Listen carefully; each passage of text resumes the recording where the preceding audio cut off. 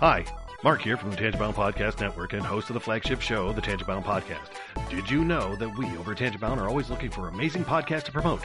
And did you also know that we are also proud nerds and geeks of everything from movies, music, gaming, TV shows, and comic books to wrestling, MMA, soccer, and football? Whatever you can nerd or geek out about, we've got it. And if you're interested, we can help you find it. And if you're a show looking for a place to call home, we've got you covered. Side effects may include upset stomach, dizziness, tumors, shakes, and in some rare cases, death from excessive laughter. Though to be fair, it's only sometimes. Other side effects may include diarrhea, gallstones, heart palpitations, and strong desire for cookies on the dark side. Talk to your doctor and visit TangiboundNetwork.com and see if Tangibound Network is right for you.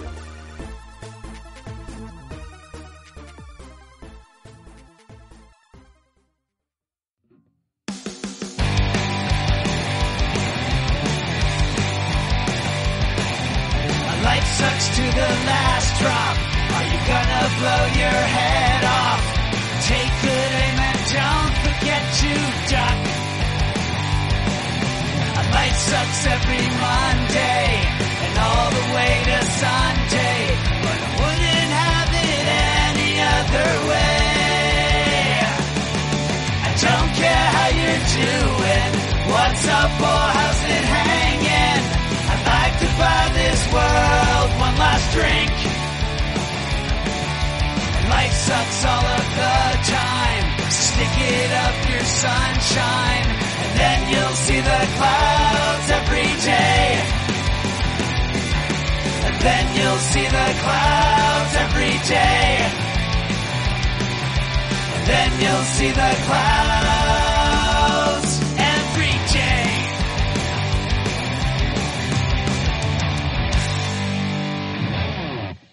We're not doctors, therapists, trained professionals of any kind, so if you feel you do need help, please reach out and get the help you need. We have a whole list of things on our files page over on Facebook at facebook.com/crazylifepodcast, and or just search on the internet for the suicide prevention hotline number, or go to NAMI.org or whatever resource you can find. But just please reach out for help if you need it. If you feel as though you're going to harm yourself or others, definitely reach out. And try not to be alone. Also, if you feel that way and you realize that you're writing a note or making plans of how you would do, like harm yourself or others, definitely reach out. That's a huge red flag. And lastly, please do not replace the idea of therapy with listening to this show. Again, if you need help, please reach out and get the help that you need, or contact us. We can try to help you find the help that you need. Welcome to The Crazy Life, everyone. My name's Jen. I am your hostess for the evening. And with me, as always, we have Henno and Brian. Hey, guys. Hello. Hey. All right.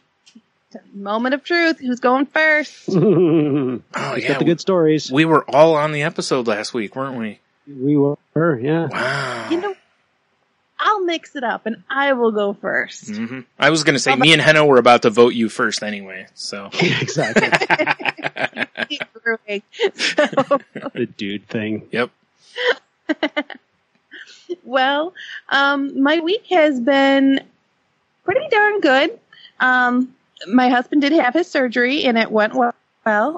So thank you for those who send good vibes and all that jazz our way. Appreciate it. Very successful surgery. He had his wrist operated on. So it was interesting. I did tweet about how there needs to be an open bar in the hospital waiting room because it's boring as all get out and, kind of stressful. So what better place to have an open bar than a hospital? Oh, what a terrible idea. Or it's a really terrible idea. Yeah. Either way. So, but, as I'm sitting there at 10 in the morning with my mother-in-law waiting and waiting and waiting. So, anyways, so that happened, and that was pretty much it. Oh, and I was a great daughter and completely forgot about my stepfather's birthday, which was on Monday. Nice. So, yeah. I think really I had already sent him a gift, a combination Father's Day and birthday gift way back when Father's Day was. So I'm covered there. But, yeah, a little guilt there on my part, guilting myself a touch. But, you know, it's difficult when you get older to keep all the balls in the air at all the time. You know, sometimes you drop one. And there's a good lesson there in self-forgiveness and making amends, of course, which, you know, of course I did. My stepfather is of a significant age. So I told my mom and we talked for a few minutes. She's like, honestly, it's far enough past. She's like, don't even worry about it. It was that you sent him a gift and, you know, and he didn't even think twice about it. So you're good. Yeah. So I'm like, all right. So, you know, I did my best to make amends and, you know, if they've forgiven me, then I can forgive me. I can give you a good pro tip on this. Oh, yes? Yeah. Put a reminder in your phone. Yeah, there's that. Then it'll pop up next year and you'll be like, huh? I said, I hardly ever have my phone in my hands or on me. Well, it'll make noise, so, you know, if you do that. Yeah, my husband is probably in the back choking, trying not to laugh. Yeah, exactly. That my phone is always in my hand and always on. That's why I keep telling people to do this. It's like a lot of people are like, well, I should just remember. And I'm like, no. I'm like, think about it this way.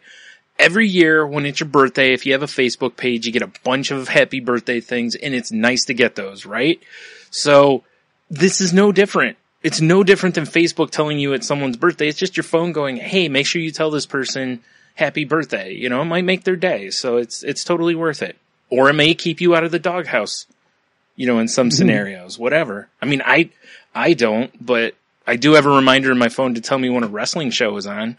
So I do it for sobriety birthdays since, you know, like you said, most people I know on Facebook, their belly button birthdays pop up, but I don't necessarily know people's sobriety birthdays. Yeah, that's understandable. We call it. Right. Belly button birthday. And I do appreciate that term funny, too. Yeah. It's better than saying the day that you made it out your mother's. Oh, never mind. Yeah. Wrong show.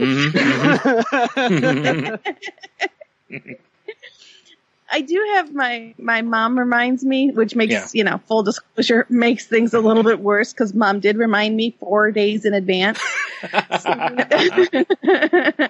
I knew it was coming up. I knew what day it was. All I had to do was buy a card and drop it in the mail and then make a phone call. And ball dropped, rolling down the street. What are you going to do? So, you know, that is life, but it kind of, just to kind of start, you know, circle it back around. It's life lessons that we cannot be perfect as much as we want to be, and we can't do everything all the time. So when we do make mistakes and not much you can do, just own them and do what you can to make amends and move on down the road. Yeah. Now here's a better one. A friend of ours, Jen, John Vanderby, his wife, Monica, her birthday was a few days ago. Facebook was like, hey, it's her birthday. Totally forgot to wish her a happy birthday till a couple days later. So if that makes you feel any better or not, I had the day of reminder that all you had to do was, and a little thing window or spot pops up for you to type right there. Yeah. So. It's right now. Just click the button and type a message. Yeah, exactly. You got it. That's why I have like a handful of belated memes. You know, like the one that says, I know it was your birthday 2 days ago, but who's thinking about you today? Yeah, right? Me. Yeah. That's who. Anybody else thinking about you today? No, me. My husband has a bunch of birthday memes and belated birthday memes and stuff at the ready. Just in case. Yep. You never know. There you go. Well, that's about it. I had a pretty uneventful week, other than, you know, just making sure the hubs is taken care of and doing my usual family stuff. My mother-in-law came over yesterday, and my brother-in-law was over yesterday and today. So now it's kind of nice to have the house quiet again. Mm-hmm. Mm-hmm. Just as much as I love having my family, we all know the whole getting ready for family and hosting family. And then when they leave, it's nice and quiet. Mm-hmm. And the house is pretty clean because, had to have it mother-in-law approved. So. Right. Yeah, my favorite part of family visiting is when they leave. So I just want to go back to my routine. Back to the routine. Yeah. With that, all right, who wants to go next? I'll go. All right. How'd it go, Hannah? How's your week? Oh, it's been great. I've been totally lazy. I didn't go work out at all. Nice. On purpose. I just said, I'm taking a week off. Okay. And cool. I played some guitar. I got angry at the squirrel that keeps eating my apricots. Then I raged at the squirrel, and I picked the rest of the apricots off the tree. So I'm like, take that, squirrel. Yeah. At first I started cutting branches that he uses to jump to the tree.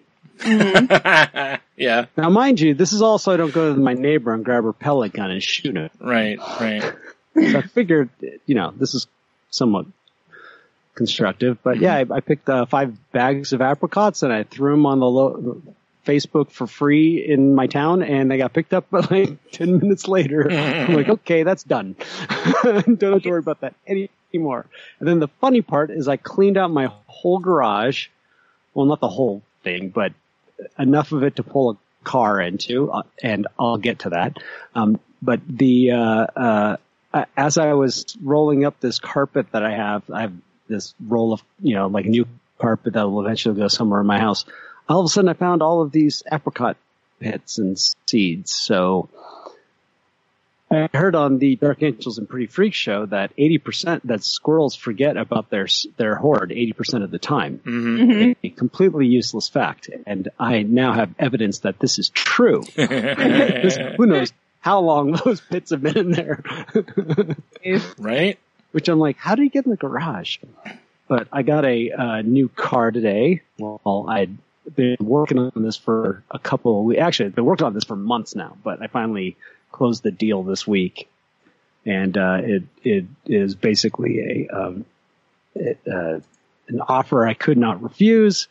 And I basically get a car in exchange for fixing it up and taking good care of it and letting the current owner use it when they're in town. And it's an old convertible that is in great condition. If you go on my Facebook page, you can see pictures of it, or my Instagram, either one. Mm-hmm. But it was kind of fun. I drove it from work today, and yeah, I need to, like I said, it's got little things to do, but otherwise it's in great condition. And it got me to clean out my garage, which was huge. So I sold my truck like what? 2 years ago now? And that was when I set up this whole workstation. And then after I sold fixed my truck before selling it, I was like, well, I might as well put my Harley back together. So then I put my Harley back together, and I literally have not even touched the table since then. I mean, it's been 2 years. The only thing that moves in and out of that garage is my music gear that I've stored in there. But otherwise, everything else has just been in the same. And so over the weekend, it was really hot here, but I was like, I'm going to go out and do it. So I pull everything out and started organizing. And, once we're done doing this, I'm going to go out there and try to pull that car in. Nice. Yeah. So it was a cool week. I think my win for the week is just allowing myself to, not pressure myself into doing anything that I feel like I have to do. Mm-hmm. And, it's kind of nice. Went and saw a couple of movies. And, just generally had a very good week. Awesome. Yeah. Nice. So how about Brian? How are you doing? So my week was, it was really interesting to me that, I talked on here before how I went to, I had to go to a urologist because my doctor thought maybe I had low testosterone. And, So I had to go back for a follow-up to, the blood test that I had and stuff. And turns out I have incredibly low testosterone. So. Wow. Yeah. He said, I think my number's in the 160s and they usually want it up in like the 220s or something. So incredibly low. And, we got to talking and, it's silly. I have to go for tomorrow morning actually, I have to go have, blood pulled again. And there's a bunch of tests that they have to run because insurance companies basically won't accept it unless they can show it twice. So it's a waste of everyone's time and money because the urologist said, he's like, I've been doing this for years. He's like, I'm rarely wrong when I make this call that, your other numbers are going to be out of whack. And he's like, but we have to play the game basically. So, okay. Well, first of all, treatment is the treatment eating a bunch of meat and pumping iron? No, actually, I'll get to it in a second. First of all, when I talked about the urologist I went to, I said he was really casual and kind of cussed like a sailor, and I really liked going to him. Yeah. This time, I got the other one that was there, and I was like, oh man, because I really like the other guy. Soon as this guy walks in, he looks at my chart, and he looks at me, looks at my chart again, and he's like, there's no way you're 39. And I was like, dude, I turned 40 in 2 months, or a month. I'm sorry, not even 2 months, a month. And he was like, man, and I was like, what? He's like, you don't look 39. He's like, I'm only a couple years older than you and I look like hell, So, and from that point on, it was almost the same thing, same demeanor and everything. Just pretty much just told me, I'm not going to use the same verbiage he used, but, just told me that these tests that I'm going for basically are a waste of everyone's time and whatever. But like I said, you have to do it. The plan is I have to go back next week and he wants me to have a testosterone shot so that I can see how it makes me feel because, testosterone replacement therapy does not always work. Like some guys feel like nothing from it. Other guys feel like $1 million with it. So I'm hoping I'm in the second category,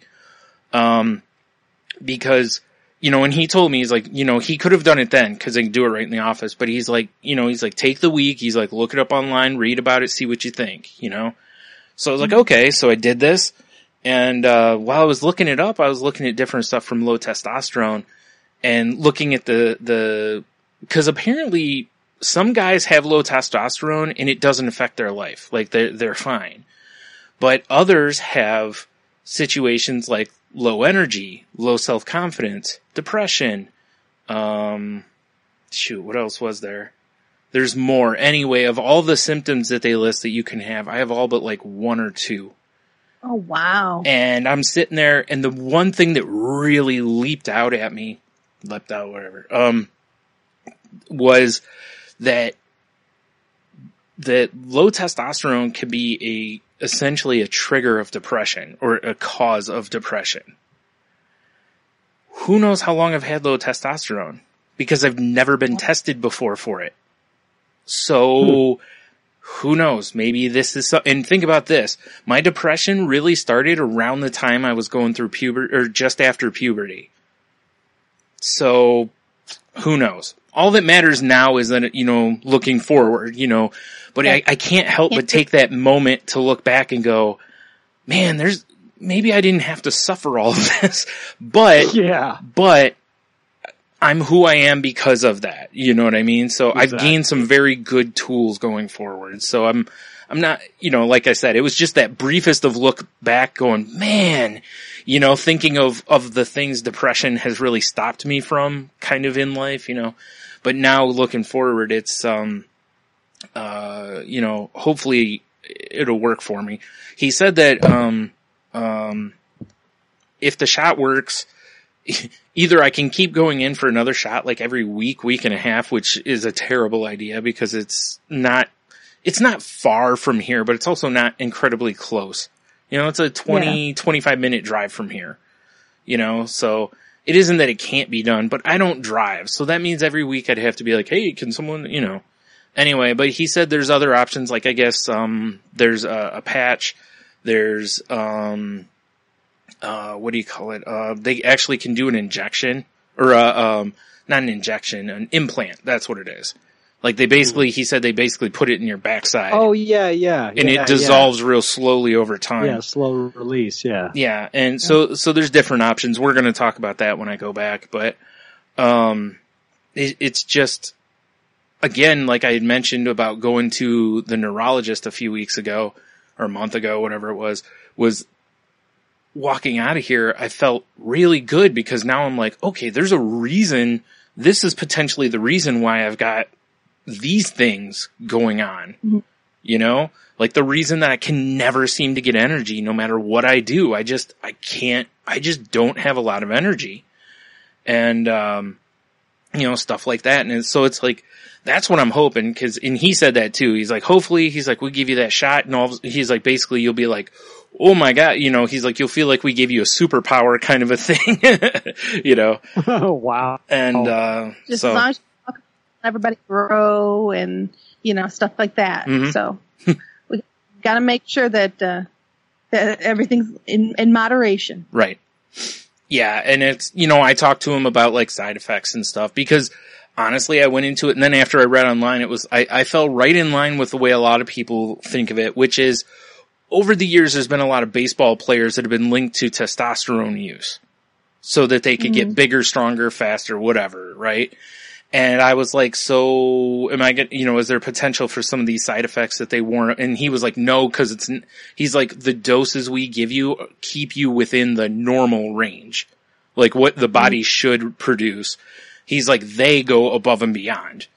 So I was like, okay, that makes perfect sense. So, you know, I mean, there are some sketchy side effects, you know, to go with it. There's a potential for if you already have cancerous cells in your body, it can encourage their growth because it's testosterone. It, you know, that kind of stuff. If you have an enlarged prostate, it can make that worse, you know, kind of a thing. And there's a few things like that are in there. And you know, your chance of heart issues go up. But it all makes sense because of what it is. You know, so, but I'll talk with him about all that and stuff. So it's, you know, but anyway, it's, overall I feel really good about it because it makes me feel like, you know, whenever you get a diagnosis for something a lot of times versus the unknown, you know? Yeah. Whereas like over all these years I've been like, well, I just don't have energy because of depression, you know, like that's what I assumed. So who knows? We'll see. Hopefully, you know, hopefully by next time we record, I'll be able to, you know, give an update. Did you talk about this on Salty Language? Yes.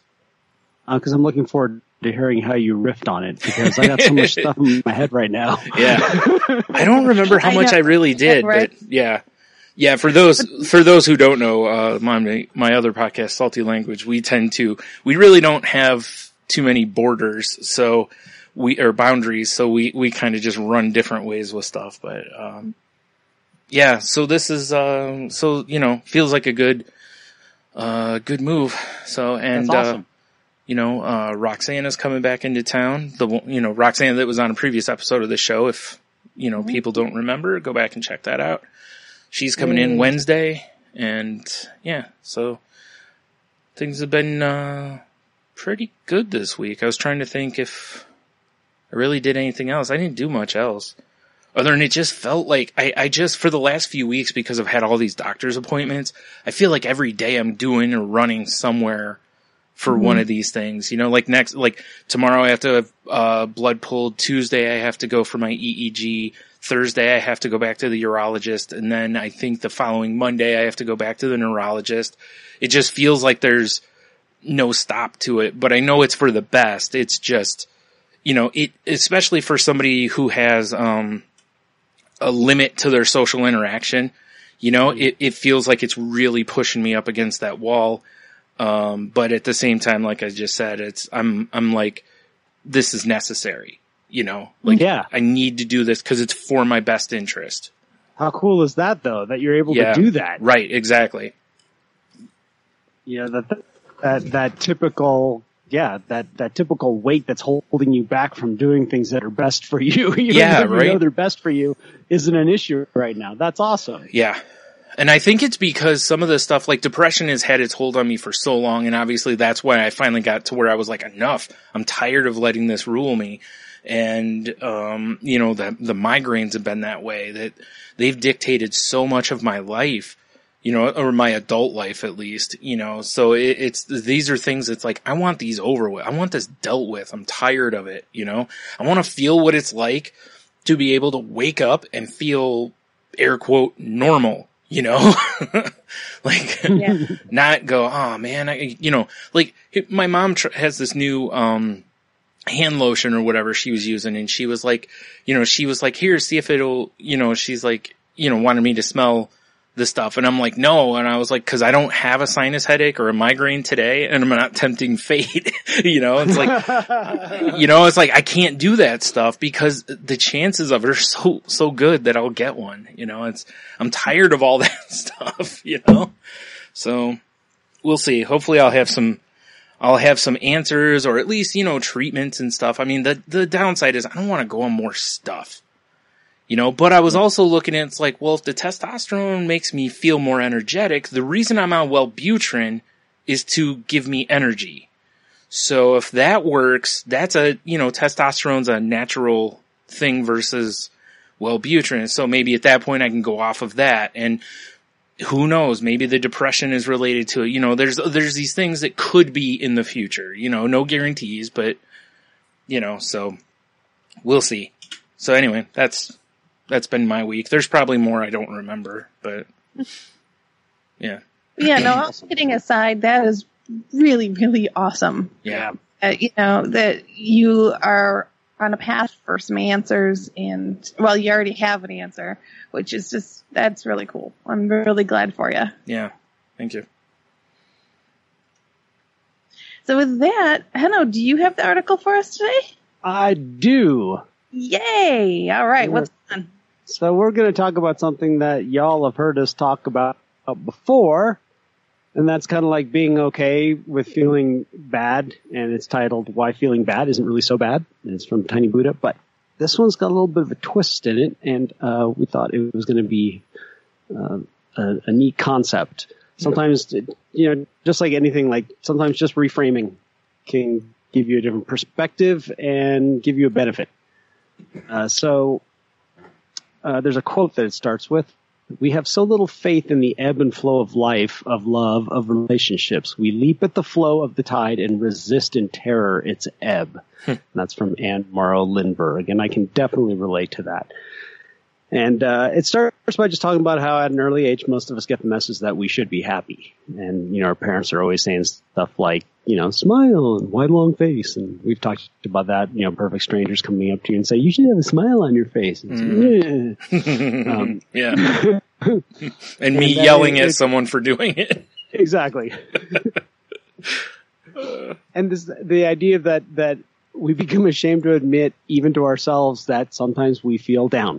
Like somehow there's something wrong with us, that, you know, we're being cheated of our happiness due. And of course our addiction to social media definitely doesn't help with that, because hardly keeps us balanced when you're looking at what everyone else is doing. Because very few people are posting about their lows. They're posting about their exciting food that they're eating right at the moment.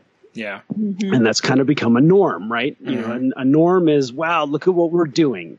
You know, nobody posts, here we are lounging around on the couches. Well, except Tony and Jeannie, but that's beside the point. Because they actually do. Yeah. Usually it's to do with the dog, but right, still. Yeah.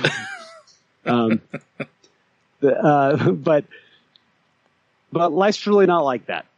And when we expect it to be that way, we typically end up feeling worse. And I see this too. There's a sense of panic when the less than euphoric period lasts too long.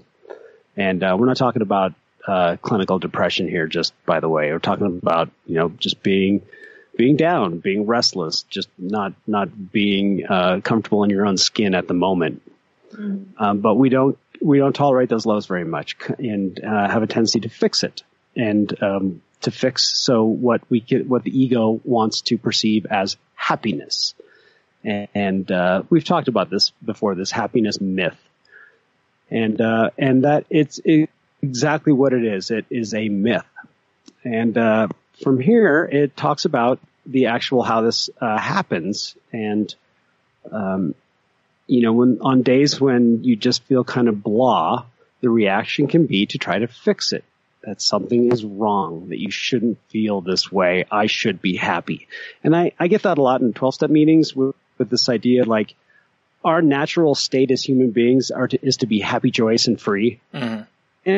And I get that. It's a way to remind people that being sad or lonely or jealous or negative emotions isn't normal. That really we should be. But the fact of the matter is we do feel those ways. And sometimes someone just saying, well, hey, your natural state should be happy, doesn't really help. Mm-hmm. It has sometimes helped me with that idea that this is where I should be. But we've talked about this before, where I think there's a difference between happiness and, like we talk about, happy-ish, mm-hmm. and or something in between. Because this idea that I'm supposed to be somehow, the impression is I'm supposed to be more than glass half full. I have to be full all the time. That glass has to be overflowing and bubbling. Right. I don't think we look enough at the fact that happy and sad are really extremes. Yes. And like you were just saying, it's like we generally the goal is to fall somewhere, obviously closer to happy than sad, but, it's like in the middle is probably like content, Yeah. And it's like, that's more of where, it's like more, to me, it's more like trying not to fall too far past the content line, and like, that's where I'm trying to stay. But it's trying to be happy all the time. It's like, you're chasing an extreme at that point, like you were just saying, kind of, so. But that's what my doctor calls it, the teeter-totter. Cause that's what it is. Cause, the teeter-totter of emotions. And with me being bipolar, I have a tendency to go flop, flop, flop, flop, one side or the other. Yeah. Versus most people, you kind of go, it's normal teeter-totter. You go up a little bit, you go down, you go up, you go down. And it's just this nice little back and forth. And some days you're a little bit more even. Some days you go a little higher. Some days a little lower. But it's this nice, smooth motion. And that's why, I'm on the meds that I am to help make my emotions a little bit more smoother. Because we don't want that flop, flop, flop, flop back and forth. Yeah, you don't want that extreme. Mm-hmm. And but somewhere in all of that is to be able to be okay with either side of that teeter-totter. Yeah. Mm-hmm. To be okay with it. And the author of this article says something that has helped me a great deal is to substitute another word for happiness, a term that's broad enough to encompass a more normal range of emotion, well-being. Yeah. You can continue to have a sense of well-being even in the midst of a low period. Well-being simply recognizes that life is a series of peaks and valleys, like we just said, both in the macro view and on a daily basis. And for those of you who don't know, macro means kind of like the airplane view. Micro means you're staring at the ground. It is artificial and impossible to insist on a constantly inflowing tide. And that goes back to our quote at the beginning. So how do we cultivate a sense of well-being? Well, it starts with self-talk. And this is so true. It's, our voice in our head. Most of our emotional reactions get dealt with right off the bat in our heads as we label the experience. The ego will jump to conclusions on very little evidence and then hit the panic button. Oh no, depression alert, not feeling good. This is a problem. Reminds me of that cartoon. Oh, what was it? Was it not Inside Out? Was it? There was a cartoon. It was very similar to Herman's Head, the old 80s, 90s show. Yeah. So the cartoon Herman's Head is basically, or not Herman's Head, my bad. Inside Out was a young girl and had all of these different characters. It played each part of her brain and each part of her emotional state. And it's just very entertaining when you see in how each one of them addresses the thoughts and the ideas that come into her brain. So kind of like what you were just saying, like that freaking out. It's like, okay, it's time to be a depressed moment, time to be a happy moment, type of thing. I like to compare to the moment I realize I don't have my lip balm in my pocket and all of a sudden my lips get chapped. Yeah. They weren't chapped a minute ago. Right. But now I'm hyper focused on it because I realize something's not in my pocket. Mm-hmm. Yep. So the suggestion is to try something instead. I'm feeling a little down lately. I wonder what's up with that. And then simply sit with the feeling and allow it to run its course. The panicky ego wants you to do something to fix it, and what it sees as a problem, it is not comfortable simply experiencing what it considers a bad feeling, and will urge you to either suppress it or run away from it. And I think that's so true, is from my experience in my life, is I have done so much to suppress or run away and through alcoholism to run away from bad feelings rather than experiencing them. And a lot of them lasted a lot longer because of that. Yeah. So, it goes on about, there's lots of ways to do this, and I've tried them all. Shopping, retail therapy, that's me. Having a glass or two of wine, okay, how about a bottle or two of wine? Yeah. Watching TV, surfing the web, and so on. None of the activities are wrong unless you use it to avoid or deny your true feelings. Our emotions, besides simply being a valid part of the human experience, hold important messages for us. Messages we can't receive when we are running away. So that's all really good advice. But now, it's one thing to allow yourself to feel down, but like this could last for a while. So how does that apply to well-being? Well, the author has a quote that you can tell yourself, it's okay, I know this will pass too. I can let myself have this feeling and still be perfectly fine. That's well-being. Mm-hmm. And I think that's so true for me, my first experience with this was when I had my first real breakup in sobriety, and I was not handling it well. There was not a whole lot of grace going on at that moment. And it seemed like I was going to die, that this was going to go on forever, and blah, blah, blah. And one day I was walking along, and all of a sudden I'm like, oh, I just have a broken heart. Yeah. And for some reason that made it okay, because it took the personal out of it. It took this is being done to me. It took the victim out of it, and it brought it down to just normal terms, which is, oh, I have a broken heart. People have broken hearts. Mm-hmm. They pass. Yep. This passes. I have a lifetime of experiencing broken hearts passing. Yeah. Mm-hmm.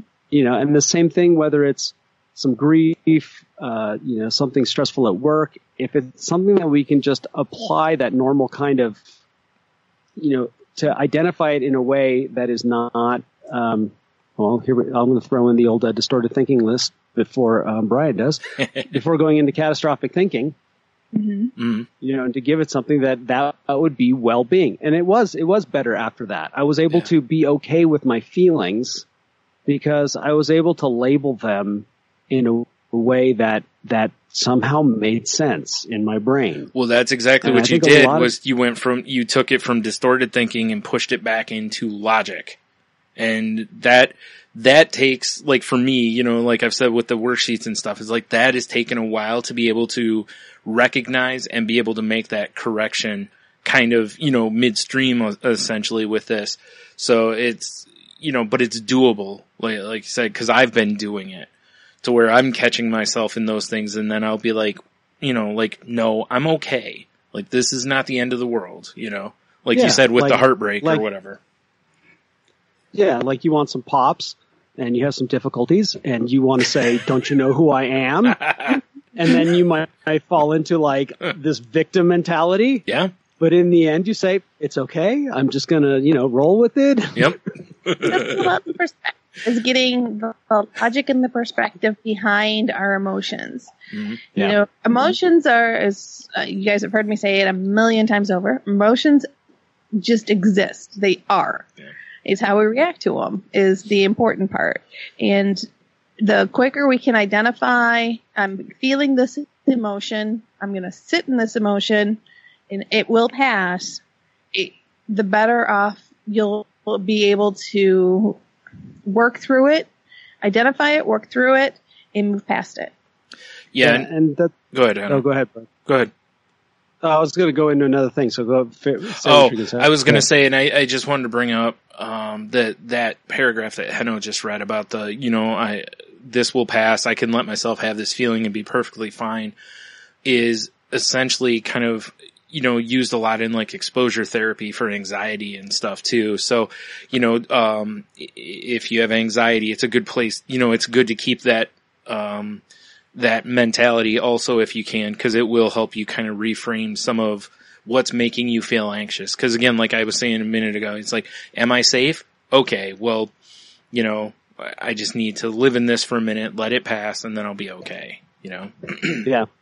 It really kind of demonstrates how much ego plays into this. It really is, the sense of self, and why, how could we not have this sense of self when we have so many opportunities to compare ourselves with others through, online in real life, and then that doesn't even, that's starting with a baseline. What if you already start as someone that's a little bit insecure or something like that? It's even harder. Mm-hmm. But this article goes on to say, with well-being, you can continue to enjoy all that is good in your life and treat yourself tenderly while simply letting your experience evolve naturally, and it will evolve. The beauty of allowing yourself to feel your feelings rather than stuffing them is that they can deliver their messages and pass on through. And it's kind of fun. There's a phrase that some friends of mine used to use, and I never understood it, and it bothered me, this idea of giving space. And now I understand it, because that's what this is about. This is about giving yourself the space to feel your feelings. And sometimes you have to ask others to honor that. And that the only way to convey that is, you can figure out other ways of saying it, but it was one of those things like, what do they mean by giving space? I don't get it.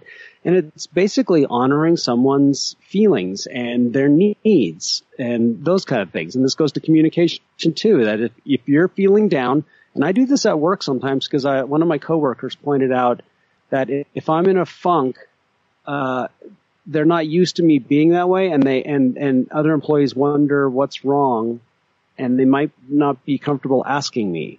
And so I kind of go out of my way to say, if I am feeling a little down, hey, I'm feeling a little bit down today. If it seem like I'm just in my own little head, it has nothing to do with you. It has nothing to do with what's anything going on here. It's just, it's just where I'm at today. Yeah. And usually people will say, oh, thanks for letting me know that. Yep. As we've said countless times on here, the rules change, and you notify people of the rules changes, basically. Like, hey, this isn't a normal day.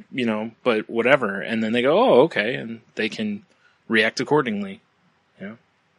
Yeah. And like a great thing to do is to, like, if you do have this feeling, and I didn't have this feeling this week, but I did, one of the things was, maybe I'm going to slow down a little bit right now. Because, not that I felt like in a funk, but I obviously didn't feel like doing some things, and rather than push through it, I decided to just be okay with it. And, I don't know why I decided to, but maybe I just needed a little bit of time. And the same thing can go with this, with being, with a sense of well-being, is that you can trust that life is giving you just what you need, even if it doesn't make sense or make your ego happy. That whatever's going on, and this is where this whole thing, I don't believe in destiny, but I will always try to equate to something having a reason, and it just makes it easier for me to be okay with it, and then to look for a lesson in it, to find some sense of growth out of it. And a lot of that comes from, they talk about Buddhism here, and I agree, I use this, is well-being is very similar to the Buddhist concept of equanimity, which means serenity, or here's the great word, imperturbability. Right? And, right? So when we're perturbed, this is the opposite, imperturbability. We can't be perturbed. Buddhism teaches that you don't grasp at the good or flee from the bad, but you accept each as it comes. And that's this idea of impermanence, and that there really is no good or bad emotions. There's just emotions. And we should let go of these concepts, this idea that, happy is the better place to be. Well, not necessarily, because I know a lot of people that will throw up happy as a screen. Mm-hmm. You know, and that's not good either. Yep. So it goes on with the Western mind often mistakes this for passivity, but it is not the same. With both equanimity and well-being, appropriate action is taken naturally and calmly. As a bonus, action removed from the drama of the ego is often much more effective, and I find that to be absolutely true. Yeah. So this is the idea of accepting so-called negative experiences of life, that accepting them, allowing you to experience them, and then it'll allow you to appreciate the good times even more. Mm-hmm. And, you know, that we will go from one peak to another, but, you know, rather than raising the ante, which is, you know, it's like, I'm okay with kind of boring now. You know, I don't need, you know, it talks about this idea of like happiness inflation. Like it has to get better. Yeah. You know, like it has to be better. And it's like, no, it doesn't. Yeah. You know, it's like, I find that, like Jen already said, the more I'm trying to increase that happiness inflation, the more I'm going to swing the other way. Yeah. Mm-hmm. Yeah. And then there's the whole, you know, who we're trying to convince. Us, you know, yourself or us, you know. It just, how often do we then that strive for happiness? Do we not actually achieve happiness? We just achieve this false front, like you kind of were just mentioning. Yeah. That false front that is unattainable. And that's the false front that we put on Facebook, and that's the false front that we put out in the world. It's like, oh yeah, everything's amazing. Everything's a sports drink. Everything is super duper extra energy, extra happy. Yeah. You know, everything is this Red Bull mixed with Monster, and that's my life. Everything's on high. And it's like, no. Well, and it's not. The other part of that too is this is exactly what pushes the fear of missing out. Yep. Is that you're constantly chasing that bigger, better, whatever. You know, it's, you know, you're on Tinder and you don't want to swipe right on someone because you think or you don't want to go on a date with them because you think, you know, you'd rather sit there and keep swiping on Tinder or whatever, you know, or like you said, you know, you see on Facebook that whatever's going on. So you know, oh, I should do this, or it's just that chasing happiness. It just makes you completely not look at what you have. And I'm speaking firsthand on this because for the longest time I was very much a big picture only. You know, macro versus micro is what it was, you know. Like if I didn't feel it was a giant win, well, it's a failure. And instead of looking at the fact that, no, in the meantime I've had, you know, 20 little wins, I was just like, nope, because I'm chasing the big one, you know.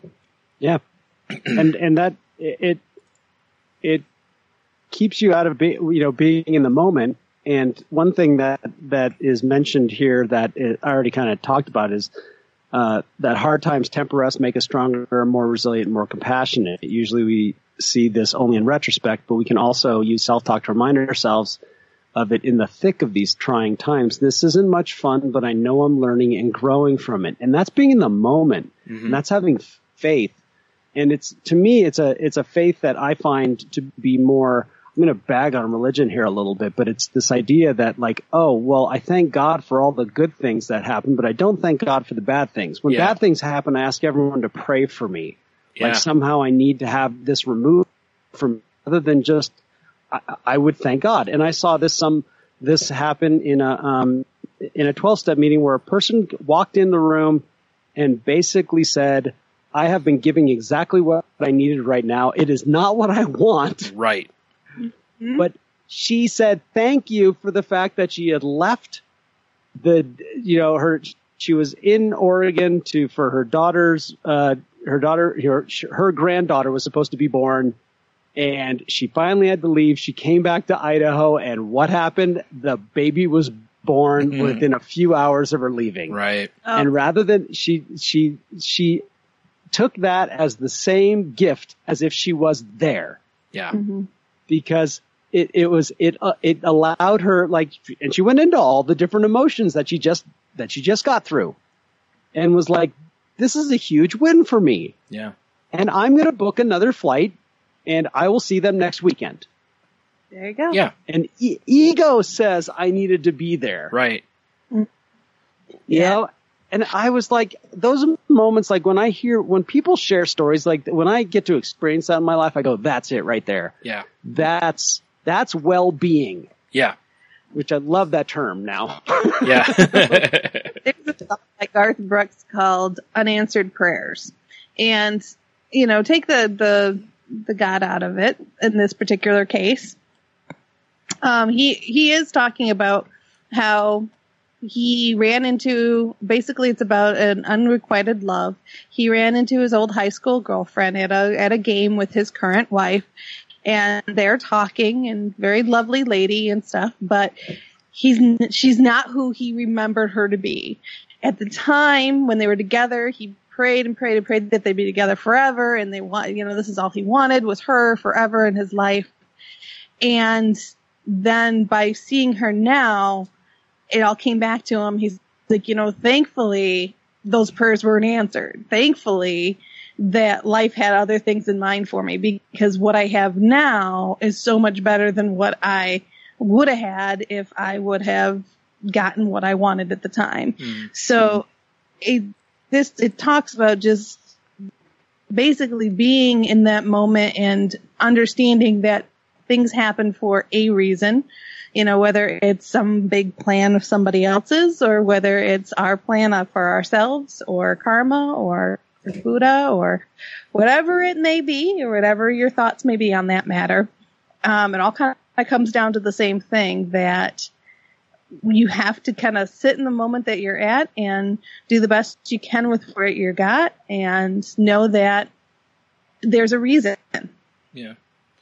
Well, it's funny too. I was on Instagram this morning, and I saw, The Rock posted, a picture, and he said that, he's filming, was it Jungle Cruise? I think it is, for Disney. And he said he saw, he looked up at a TV that was on, and there was a Canadian Football League game on, and he said, he recognized the field because it's a field he played on when he played up there. And he said then when they showed one of the coaches, it was the guy who was a mentor to him but also cut him when he was up there. And basically, when he got cut from the CFL, that was basically the end of the football career. Because he was a pretty good prospect in college, hurt his knee, and then, just was never the same. But he said when he got cut, he went home, was depressed, all this other stuff. But then he said that, he's like, finally, I just decided to dedicate myself to a different path. And he's like, and I went, full on after that. And obviously everybody knows what he's turned into, and even now the guy made, $125 million last year. And when you see his workout videos, you see any of this stuff, it's like there's no half-ass with him. When he puts his head into it, he's full on doing it. And what he did was he took, like he said, he had dreams of being, the all-pro Hall of Fame NFL player, but that's not how life went. He was dealt a different hand, and instead of letting it just ultimately ruin his life, it ended up being a catalyst for what probably is a better life for him, Mm-hmm.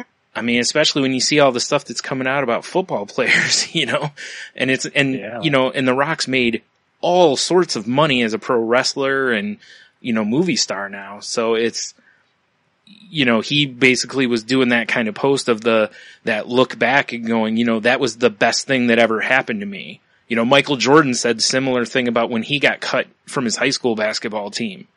That forced him to put his head down and work harder to, so, like you said, it may not be what you want, but in the long run, it might be for the best, Mm-hmm. And don't get me wrong, not always. Sometimes something that sucks just sucks. And there's just no, there's no rhyme or reason to it that you can really find, but, that's life. I mean, there's no other way to really quantify that, Yeah, you can't recognize the good if you don't ever have the bad to bounce it up against. Yeah. you know, you kind of have to have both sides, or else you won't ever be able to recognize what's good and what's bad. Mm-hmm. And I think that's a thing that I know a lot of my friends talk a lot about, is this idea of, you know, that's why, you know, gratitude for being in a tough place it sounds strange, but anyone that has gotten past the tough space and then had that ability to compare, like you just said, and go, wow, you know, I got through that, and boy, do I feel, you know, good now, and I feel happy, and, you know, everything's in perspective and things happen for a reason, and blah, blah, blah. You know, when that happens, that allows you to be grateful even for when things are tough, because you are aware of the fact that, you know what, I'm going to feel better. And when I feel better, I'm really going to, you know, you're going to know it. You're going to believe it. Yeah. Well, you know, Tony mentioned this when we were talking on Salty Language, because he was talking about how, you know, he's going to take time off from working for a little bit. And he's like, you know, money's going to be tight, but we've been worse. You know, he's like, because they've got that perspective that he knows even if things are tight, it's still essentially a blessing for him to be able to, you know, get the stress off of him that he's been carrying, you know, kind of a thing. So it's, like you said, you know, once you push through something, you can then, it's amazing how, and this is, you know, therapists teach this, I'm sure, all the time too. Mine did, about, you know, once you're through a difficult situation, that you grab that and you use that whenever you encounter something similar and say, I already did this. I can do this. I've pushed through this before. There's no reason for me to not be able to do this, you know, and help yourself with the confidence that that's great. Nothing bad is going to happen to you. You can persevere, you know, or even if something bad does happen, you know, you can overcome it. Well, that was something where I had somebody I was mentoring who just kept drinking. Anything bad happened, they would just start to drink, and I said, you're never going to get the feeling of what it's like to get through one of these things until you get through one of these things. Yeah, right. You know, you're shortchanging yourself on the forever benefit. Yeah. You know, it's like you keep using the hide and run away. And I get it. I understand. It can be very painful. But if you can just give yourself an opportunity to get through one of these tragedies. Yeah. And you know, I said, I guarantee it'll make the next one easier. Yeah. And it makes sense because, you know, it's giving up is easy. You know, I loved, again, I was listening to Jim Ross's podcast last night. He was telling a story about his dad, and his dad always would tell him whenever he wanted to quit something, you know, he'd be like, giving up is the easiest thing to get good at. And when and it's like, that's so great because it's 100% true. That's why when people say, you know, quitting's not an option, it's always like, no, that's the easiest option. You know, it's like, oh, this is tough, and walk away, you know. But, you know, like you said, in order to know if or that you can do something, you have to do that thing. Yep. You know, otherwise, like you said, you'll never have that perspective. You know, so it's, you know, and unfortunately, like you said, you know, going back to drinking or whatever the case is at the time, you know, it's, you're stunting your potential for the forever or the long-term good, you know, in the process. Absolutely. Well, I mean, are we good with the article? Yeah. So check it out. tinybuddha.com. We'll throw a link with the show notes. Yep. Awesome. And you guys know what time it is. You know what to do. You want to continue the conversation with us. You can reach me on Twitter at Jen's Crazy Life. That's Jen with the G, or Dits with the Tits, whichever you prefer. And you can reach the show at the Crazy Life Podcast.weebly.com is our website, or our email is the Crazy Life Podcast at outlook.com. And you, Henno, how can they reach you? You can find me on Twitter at IdaHenno. Find me on Facebook, Henno Hider, and go check out my car. And you, Brian, how can they reach you? You can also find the podcast on Twitter at The Crazy Life Pod, where I post when new episodes go up. You can find me on Twitter at Stunami. You can find my other podcast at salty_language or at saltylanguage.com. That show is not safe for work. So even though, I may tell the skeleton of a same story on the two podcasts, usually there's a good difference in the two. This one I'm all about the perspective. That one I'm all about like the silly thoughts going on in my head as I'm experiencing things. You can find our show over on Facebook at facebook.com/group/crazylifepodcast. You can find us on tangentboundnetwork.com, as we're part of that network. And, so go check those out and you may see other, or hear other podcasts that you're, interested in. Geez, sorry, I had someone interrupt me here. You will get through one of these. No, this wasn't my fault. Yeah. We can be, we're on, basically all the different, ways you can find podcasts. If you use an Apple Podcast, please rate, review, and subscribe if you haven't already. Or I guess if you're using, however you get your podcasts, if they have those options, please use them. Or if they have a like or share option, please use those to help us out a little bit. Or if you would share our Facebook posts or retweet our Twitter post, we would greatly appreciate it. Yeah, I'm sorry, I'm just double checking to make sure I didn't miss something this time. If I did, it's all in the show notes. But also, if you feel as though you may harm yourself or others, we always, please reach out for help. There's all sorts of people out there that can help you and are willing to help you and want to help you. You just have to ask. I know it's the hardest thing, but trust me, it's for the best. And, on the other side of it, if you, have a friend or friends, whatever, that have, recently gone through something, a breakup, a job loss, just whatever, a hardship of some sort, reach out to them, make sure they're doing okay. But also check on your friends that are the, I'm fine type. Because like Henno mentioned earlier about using, happiness as a mask, I'm fine is a very often used mask for, misery. So please reach out to that for that too. Again, if you may feel you may harm yourself or others though, please reach out. Even if you are in the planning stages, that's definitely a good time to reach out before it escalates.